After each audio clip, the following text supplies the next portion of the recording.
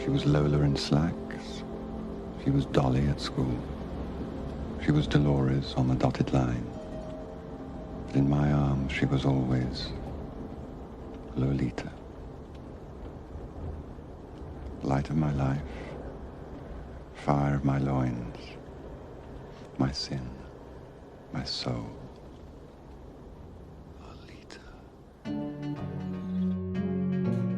Lolita is a novel written by Vladimir Nabokov in the mid-20th century, which was quite critically acclaimed in a positive and a negative sense.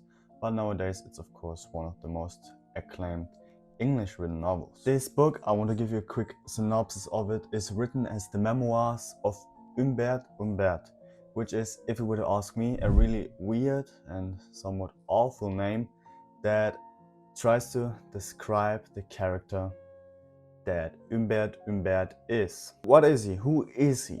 He is in the novel an European intellectual that later was incarcerated for murder.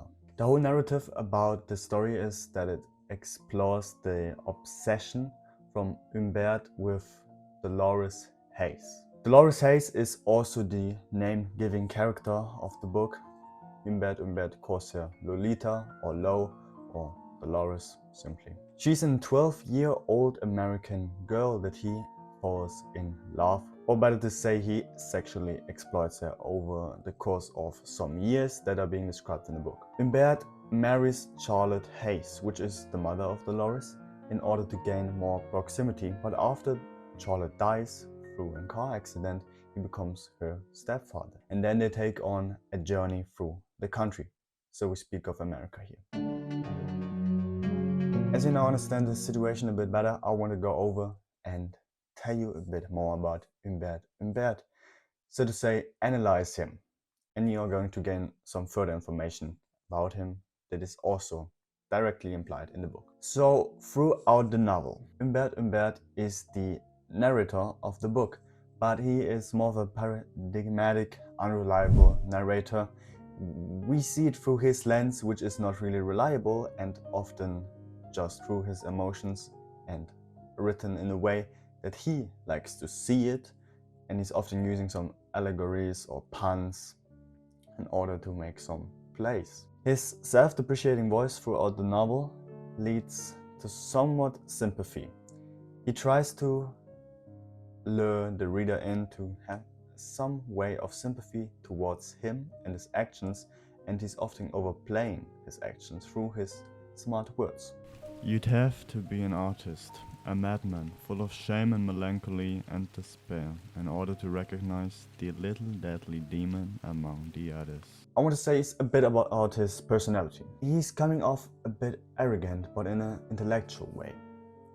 He's showing emotionality throughout the scenery, somewhat emotional volatility, but also solipsism. What does that mean? Solipsism describes that in your own mind, everyone else just exists in order to fulfill your desires, fulfill your pleasures, that you are somewhat the main character and all the others are just NPCs, to make it in a modern context, which is also quite narcissistic. To come back to this intellectuality that Humbert tends to show, he criticizes the American culture to underline his Europeanness and hide his monstrosities. As I said, he's trying to overplay his action. His personality is quite and largely based on a trauma that he had in his childhood. So in the childhood of Humbert, he had this interaction with a girl. And this interaction with the girl should end up in being his first relationship, which was unfulfilled and unsuccessful. So you gotta imagine he's like 14, 15, and he meets this girl. But they fall in love and she later dies on typhus, which was so traumatic to him that he developed this trauma and a special sense of it. Okay, I'm going to come to this in a second. He also tends to show a disorganized attachment style based on his trauma. He has two failed marriages. First of all, the marriage with Charlotte Hayes. It is not really good, and then she dies. And he also has a marriage earlier, which is described but not really I'm not really going to get deeper on this. This trauma has led to him this fantasy of nymphets. Nymphets, which are basically girls from 9 to 14 years old that are, in his perspective, demonic, ethereal creatures, seductresses. And he's really in love with them, but in an obsessive way, in a clingy obsessive way, but with the motive, look, but don't touch. We can now try to portray a theory on this all, and in Freudian theories, we have this Oedipus complex, and the Oedipus complex basically describes Oedipus has killed his father, but he didn't know it. Then he solved the riddle of the Sphinx and married his mother, and he didn't know it. And because of his impurities, he stinks out his eyes and goes into isolation. And Humbert has also some impurities. He has these impurities that he's looking at younger kids. And he is craving younger kids because he's trying to gain their purity in order to wash out his own impurity. If that makes sense, hopefully. In this case, he pushes adult women away. He has 2 marriages. He's also quite handsome, especially in the 1979 movie. He is being described as quite charming, and he's pushing these adult women away. But he somewhat has to go into relationships with adult women because, as I mentioned, his motive, look, don't touch, he is scared of getting arrested if he tries to get closer to children. Humbert tries to make Lolita more of an adult, this adultification, in order to rationalize his abuse. So he abuses Lolita, which is not directly clear because he doesn't see it, but it is quite sure.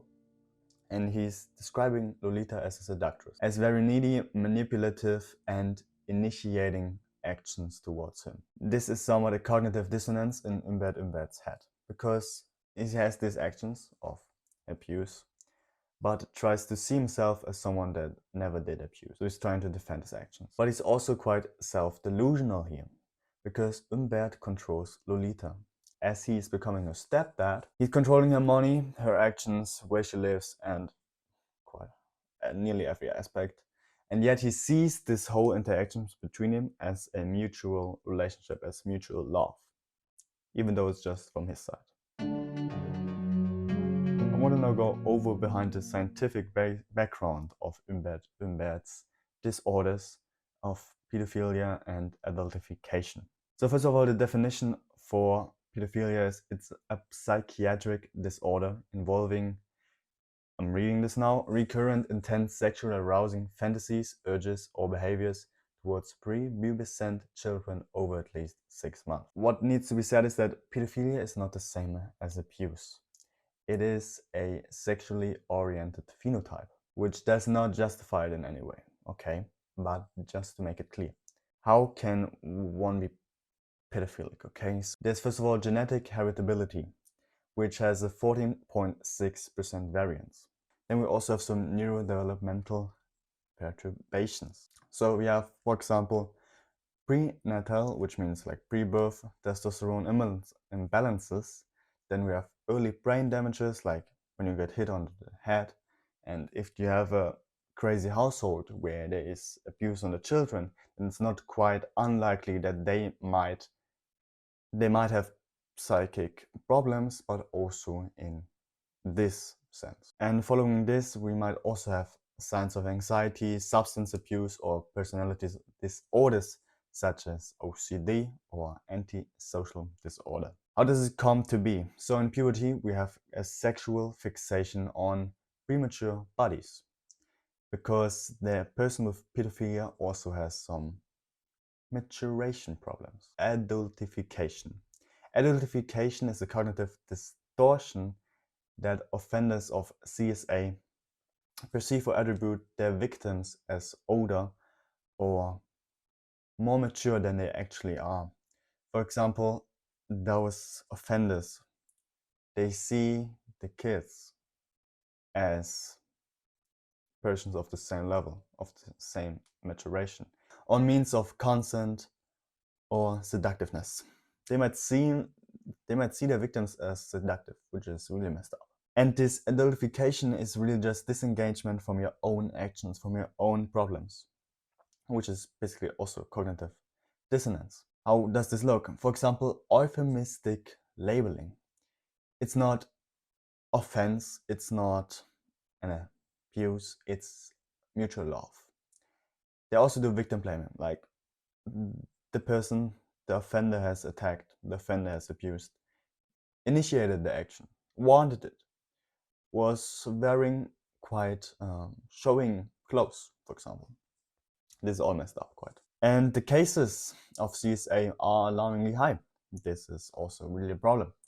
So we have a lifetime prevalence from 8 to 31% for girls and 3 to 17% for boys. There are over 300 million children that are experiencing online CSA, online exploitation, worldwide. And UNICEF and WHO suggest that 1 in 5 women or 1 in 7 men have reported childhood abuse.